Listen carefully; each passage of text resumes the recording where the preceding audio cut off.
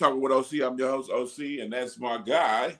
Who? But Big AC, the one. What's happening with everybody on this special edition Saturday podcast without a name? You ain't got to blame nobody, but if you got to blame somebody, point at me, motherfucker. Point at me. Today. Hey, man.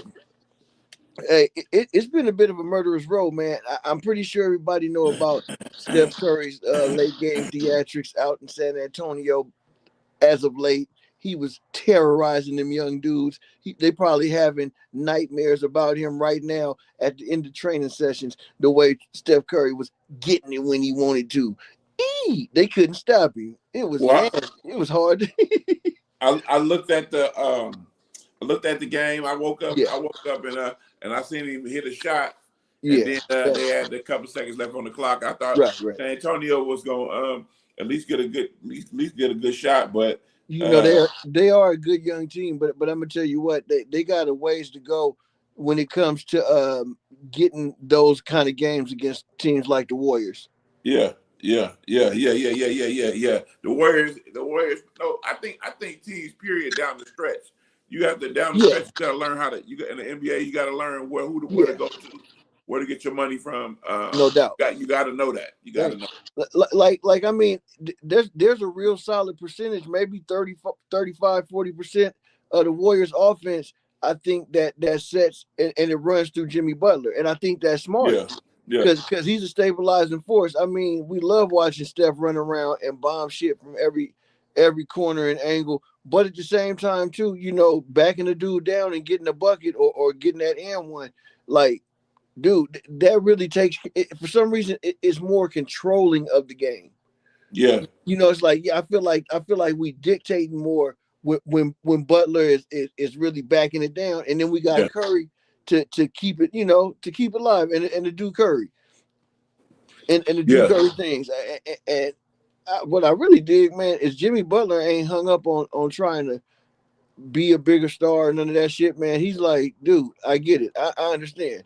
I'm here to help Steph Curry and me and Draymond try to get one.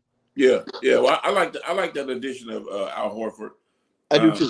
I like that addition. At first, I was trying to see how that worked out. Yeah. I like his presence in the paint. Unlike the presence of that guy out there in New York. The guy out there in New York. Right. Stop shooting. I don't care what the percentage is. Stop shooting those, bro. Stop shooting those. Man, I mean, like, yeah, he does get carried away, and what he tends to forget is this, dude. You want to like 10 7-footers in the league. What are you doing? Taking your shot way out there when you should be able to get closer and get your shot anywhere, anytime you want to. Kind of like Kevin Durant. Yeah, because my thing is this. That's not always going to be. You're not always going to be hot like that. Right. You're not. You can get hot from too quick. You can get hot from the basket, getting these little points, from underneath, higher percentage points, I should say. No doubt. Hey, I ain't gonna lie, man. I'll be checking it out. Jimmy Buckets, he be busting their ass, right? Yeah. and it reminded me of just like when we had Sean Livingston years ago. Yeah. Busting their ass for the mid range. He's on the bench too, huh? Yeah. Out there contributing to the Warriors atmosphere. I think they're getting it together. I think they're getting it together. I'm telling you, man, that Will Richard, that rookie they drafted this year in the second round. Yeah. He's the truth, man. He might be more advanced than all of the young players that they got on the team already. Yeah. I mean, I'm just saying, like, his IQ and his understanding of what it is, like he ain't trying to be in Steph way. He ain't never confused about where to be and what shot to take. Yeah. And on defense, I noticed the same thing. Yeah, you have to. It's a certain role that you got to play when you come to that team, and you gotta embrace it and go with it. In order for them to be successful over there. Yeah, I was about to say his type of length and athleticism, I think it kind of threatens Kuminga a little bit. Yeah, well, it's okay. And that is okay. You have two good players at that point. And that is okay. And you know what? I used to be against it, but now I'm like, shit, you got trade bait, man. You got one dude to go dangle and get some like 2 or 3 assets and maybe even a fucking pick next year. Yeah. Right? Or you could keep both of them. Or you can keep both of them. But I'm saying more than likely, you know, to keep everybody from open around the building and dragging ass around your facility. You gonna go ahead and let dude go earn his 20 million somewhere because he not gonna feel like he doing it here. And Draymond ain't gonna let you feel like you doing it here. No, you ain't. You ain't. I mean, honestly, Day he always take a team friendly contract somewhere in the 20-25 million, just so him and Steph can stay playing together. And you know, he wise enough to know where the hell his bread is buttered. Yeah, on what side? Side? No doubt. And though he might be his own Hall of Fame entity, right?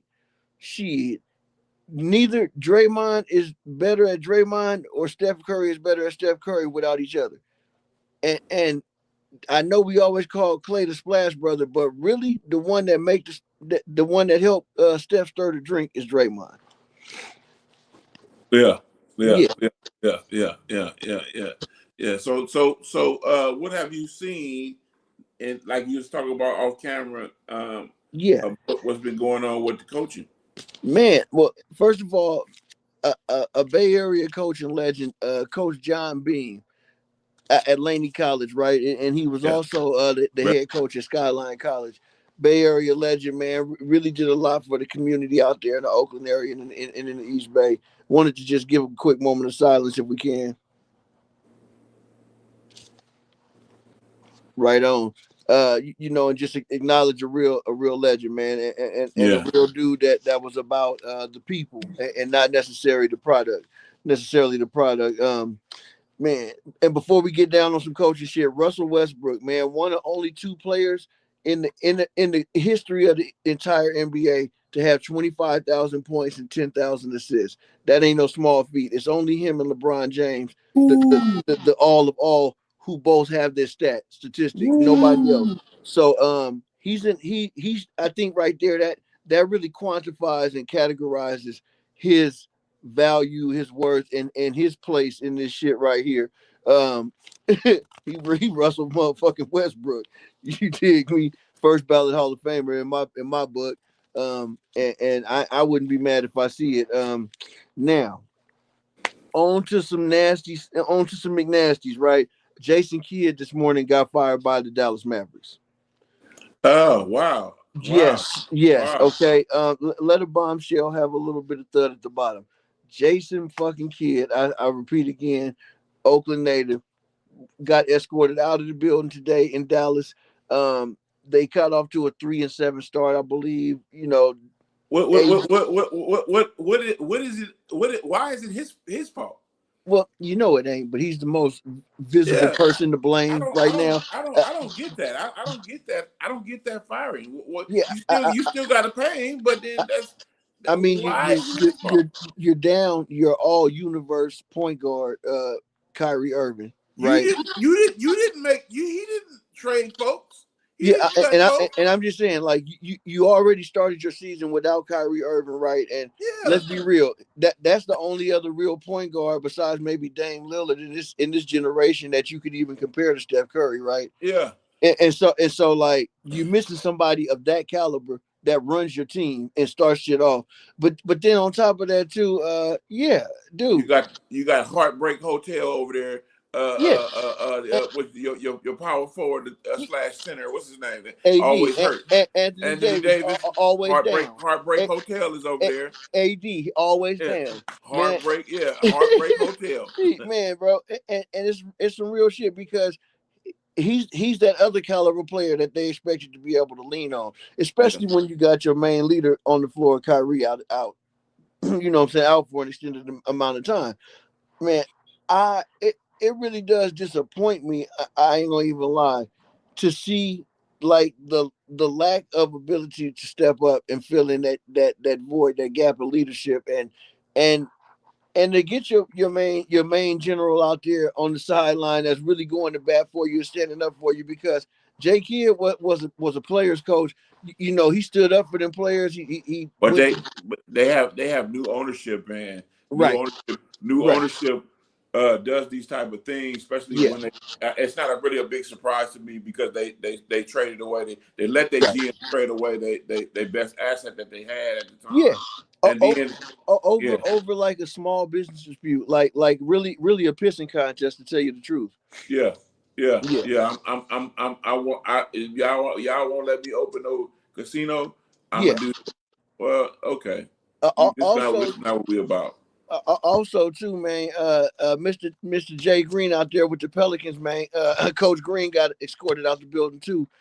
That'd be another black coach in the NBA that got escorted out the building today. The head coach of the. How long had he been coaching? He had been there 3-4 years. Okay. You know, but he always was short his main player. You got Zion Williams, who's supposed to be a generational talent. Not anymore. No, but I'm saying, but the setback.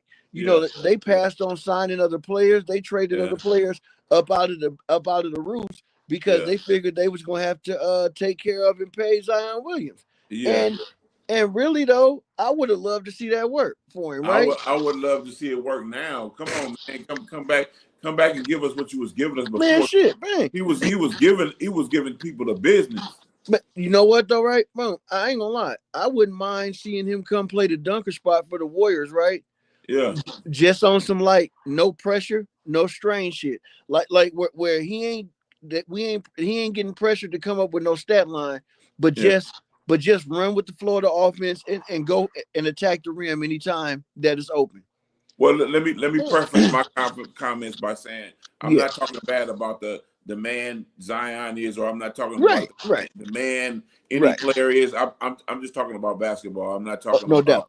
When I say Anthony Davis as Heartbreak Hotel, that's just basketball. That's just basketball. I'm pretty sure he's a great person, and I'm pretty sure that he's big time, and he's big time when he's playing. He's big time. No doubt. When he's at the peak of his game, at the top of his shit. But we never even got to really see that through with Zion Williams in the pros. Now, now when he was at Duke, we seen him show his ass. I mean, he was that sneakers. Yeah, he was that consensus #1 pick. I mean, they was already dusting off a little spot next to LeBron for him. You feel me? Like he was supposed to be that kind of a generational talent. He had the athletic gift, you know, naturally. But as far as his his basically his conditioning, man, and being able to keep his body in good health and to treat himself right and to train correctly. He constantly was getting hurt. He constantly is getting hurt. We still haven't seen more than 40 games in a season out of Zion Williams. Well, I mean, you know, and then too, I gotta mention this. Off the court stuff. You gotta stay away. You're a young fella. You gotta stay away from that type of stuff. I know you got millions and all of that type of stuff. Exactly. If you want to be in the league long time, you got to make sure you handle your business. The crazy thing, right, is like a real similar type of compulsiveness, right? Is being on drugs. Really, you remind me. Go ahead. No, I mean, I'm just saying, as far as the compulsiveness of how dude decide to move, you know, decide when to move. It's like, when you moving on compulsion, you always gonna stumble and bumble, right? He reminded me a lot of Shawn Kemp. Right. I like that. He reminded me of Shawn Kemp. Okay, I like that. I mean, I definitely see like with his game for sure, right? Yeah. Man, but like, man, at least Shawn Kemp pulled it together for a couple of seasons with GP. Yeah. you know, and went on and made something out of himself. Well, you know, that's that youth. Yeah. That's that youth. When you young like that, you got that rubber band. Yeah, rubber band snaps. Back. No, when you get older, that rubber band don't snap back. Snap back. Man, hey, no doubt. Man, you could look at Michael Jordan and Vince Carter, right? Both had spring their whole entire life. Fuck their career, right? Mm-hmm. Yeah. That shit. Towards them last 2 or 3 years in the NBA, you could tell that the dudes wasn't really like jumping over the top of everybody like they was. They had to use that. They had to use their IQ. They had to use their IQ exactly, and not that was a bad thing, and not that they wasn't gifted enough to do it. But what I'm saying is like, those all out explosives where, oh yeah, you don't want to let Vince Carter get a dribble on you, or you don't want to let Jordan get a dribble on you. Yeah. It wasn't like that the last 2 or 3 years in the league. You know, Vince Carter played till I think he was like 42. Yeah. While everybody talking about he played a long time. He played a long time. Yeah. And he still can give you. He can still give you minutes. Yeah. If need be. But the thing is, you got these young fellas coming in here with all of this athleticism. I'm trying to remember, what was it, Doc Rivers that got fired in Philadelphia? Did he get fired in Philadelphia? Yeah, okay, that's what it was. Yeah, Doc Rivers, up out of there, man. They do got in Milwaukee. He's in Milwaukee. Oh no, there we go. No, I'm sorry, in Milwaukee. And guess who they got? Man, who is blood that the Lakers just had? He wasn't a bad coach neither. Did he win a championship? Yeah, he won a championship with him, bro. Your boy, I forget his name. God doggy. But Lakers fans, I know y'all know. I know, yeah. And I'm not throwing. It wasn't Fogel. No, and I ain't throwing no shade or no disrespect, but it just ain't coming to me right now. But yeah, he's actually the one that's taking over the team for Doc Rivers. It's over for him out there in Milwaukee. I definitely misspoke. Yeah. Sorry, Philly fans. You know I ain't trying to disrespect the city of brotherly. No, Philly is off to a good high start at the beginning of this season. Tyrese Maxey tearing shit up. Matter of fact, Embiid like the second or third option, and he ain't mad. Ain't nobody mad about it right now. So they got Mike Budenholzer being fired by the Phoenix Suns. Already? Monty Williams by the Detroit Pistons. They got rid of Monty already? That's straight crazy. And it says Tom. That was the off season. Okay. Recent firings. They got they don't got the news ain't giving me good news on this thing here. Yeah, sure. Let me tip tap. I know I was looking at it on Bleacher Report. Okay, so it's giving me a list of this season. It's supposed to give a list. Okay. I was gonna say I know I was tapping through it on Bleacher Report right before we got on, and I can't lie, man. It was jarring to see who and how quickly they let go of some of these cats. Yeah, especially J. Kidd. Okay, they talking Nico. I'm not talking about that. I'm talking about who kind of coaches the Memphis Grizzlies. No, that's not who I'm talking about. Mike Malone coached the Denver Nuggets. Right. Okay, so no, that's not what we want to hear. We want breaking news of this year. Who got fired this year? Let's see. All right, I'm pulling Bleacher back up on this joint right now. See if I can't find this down real quick. Yeah, because it's any heartbreak. Let's see where we at. Yeah, okay, right here. Definitely, I got in front of my face on this joint right here. Pelicans fire head coach Willie Green. That's for sure. That one's right here at the top of my ticker. And let's see here. I know that I seen J. Kidd. I hate to say it. Let's see here. Okay, let's go follow one. Let's just go NBA and get away from these old teams in the drink. Oh, there we go. NBA. It says Willie Green. You was talking about Willie Green, the new head coach. JB Bickerstaff of Cleveland Cavaliers.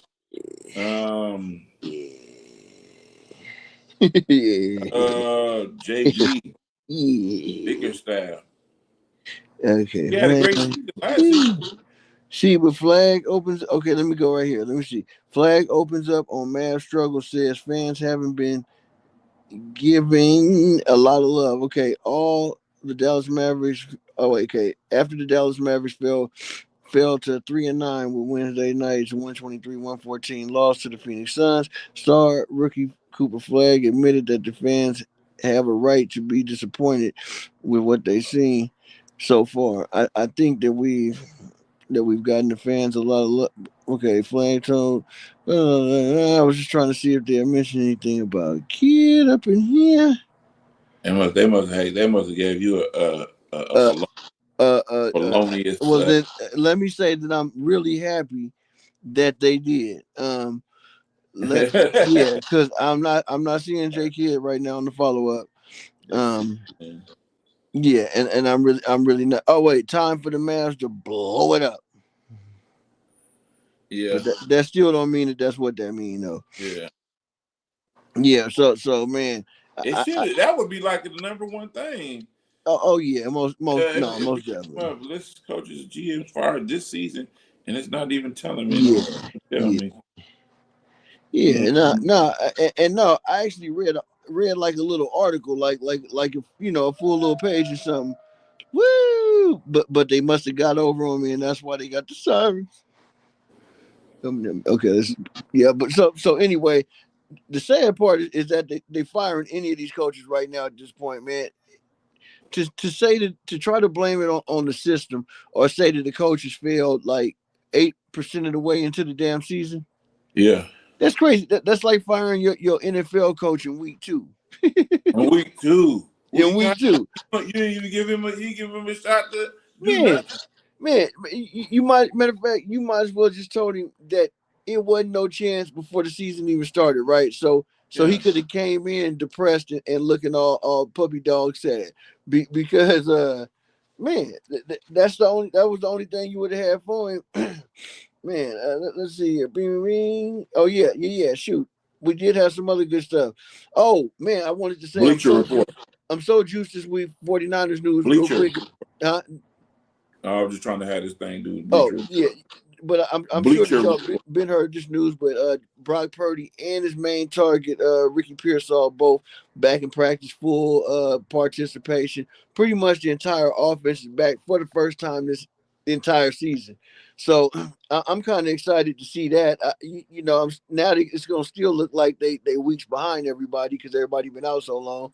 But man, if they could go ahead and get on a little roll, man, and incorporate Ayuk up in there right toward the end of the season, man, for a little playoff run, we might be able to trick somebody.